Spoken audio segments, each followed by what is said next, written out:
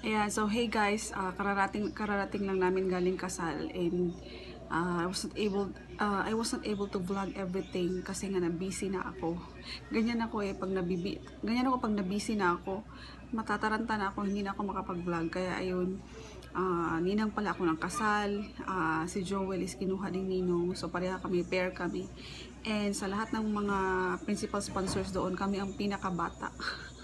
We are the youngest principal sponsors, and yun nga, bago pa kaming kinasal lang kami noong December, and then ngayon nagninang na kami ng kasal. So kami ang pinakabata. I just want to congratulate myself kasi nga I know na pala, I really know, I myself could really attest that I know already how to do makeup on my own. Kasi nga, ayan, wala nang budget sa makeup, so I did it myself na lang.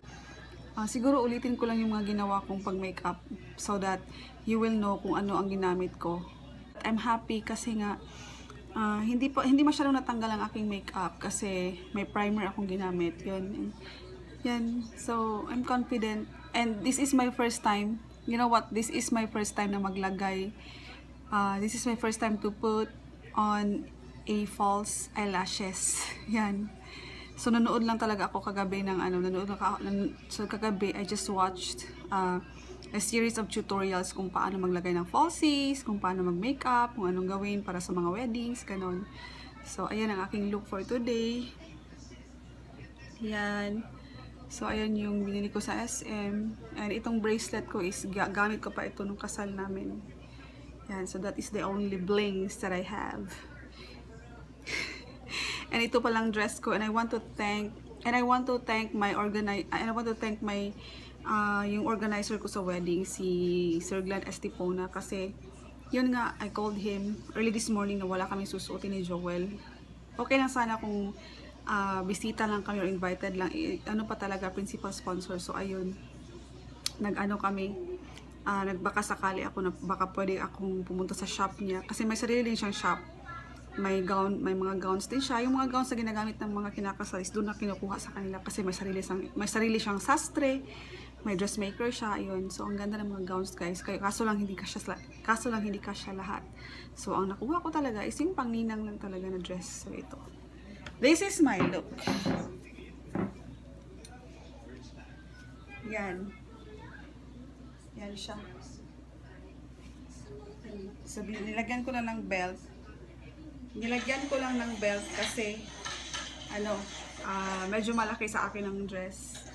Long dress pala siya. Sige lang. Medyo malaki lang sa akin yung dress. Tapos yung bust area niya, may naka-foam na siya dito. Yan. So may foam na siya. And yan, pang mommies talaga. So kasya sa akin kasi nga tumaba ako. And Joel he was wearing a coat. Then, so nagsuot lang siya ng maong. Then, yung plain black t-shirt. Then, nag-coat siya. So, yun. So, I'm really confident I can do makeup now. Ayan, pinutol ko pa nga yung eyelashes, yung falsies. Kasi nga, masyado siyang mahaba.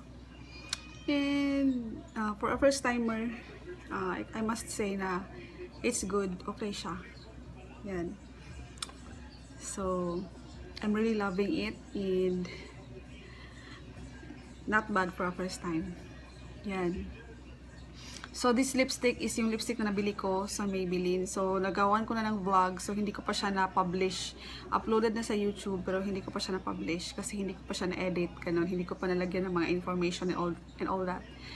So, ayan. So, thank you so much guys for watching. And, pasensya na kung hindi ako naka-upload or naka-vlog ng ilang days. Kasi nga na-busy. And I really miss you a lot. Yan, so I can't help staring at myself kasi nga yung aking foundation is hindi pa siya nabura. Ayan, okay pa siya. Yung konting oil lang. Then yung aking eye makeup, okay pa siya. Yan. So it's true pala paglagyan mo ng primer, hindi ka agad siya mag-burn out. Yan. So that's my look for today. Yan. Okay, so good night guys. Thank you so much for watching. Okay, I'll just upload my vlogs. Yung mga previous vlogs ko ay upload ko ngayon. Multiple upload. Okay, so thank you so much guys. And I want to say congratulations to Pastor Danny and Cheryl for the new chapter in your life. I hope that you will make God as the center of your relationship.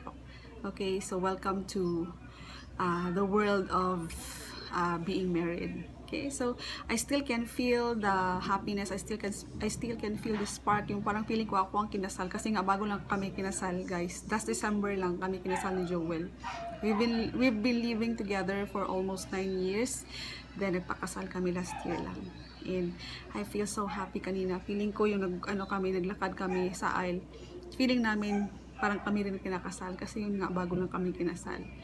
It's really nice to be married. It's really nice to celebrate weddings. It's nice to wear gowns. I love weddings. I love gowns. I love cakes. I love food. I love flowers and the preparation and everything. I love weddings. Yan. So I'm just happy tonight. Okay? So good night, guys. God bless. Bye.